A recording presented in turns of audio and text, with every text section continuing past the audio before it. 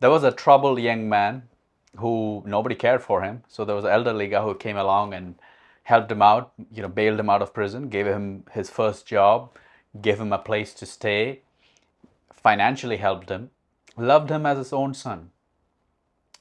And the younger man one day, this young man one day did something that really hurt this elderly guy who helped him a lot.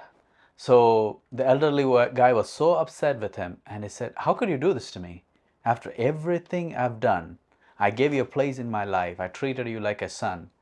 And this young man replied, "But what have you given to me lately?" Let me read 2 Timothy 4, chapter 4:16. Here's what the Apostle Paul told Timothy. "At my first defense, nobody stood with me, but all forsook me.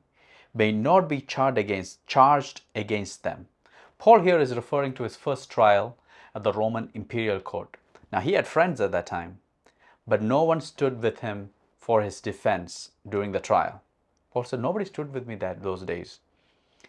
One example of a genuine close relationship and friendship is Paul's friendship with Timothy. Timothy was with Paul in the good times and the bad times. So these close, intimate friendships, I call them covenant friendships. Now, let me read this portion from this book about covenant friendships. Our covenant friends, the book's name is Love is Not Blind. Our covenant friends are intimately interconnected with us. They'll always be on your side. They will always be on your side to help you meet your destiny. And one of their main goals in life is to see you succeed. Two true friends rejoice at your success. They are not envious or intimidated by your achievements because you cannot be envious of people you love.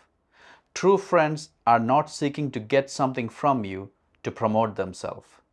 They want to give more than to receive. I believe if you have two true covenant friends, you are a blessed person.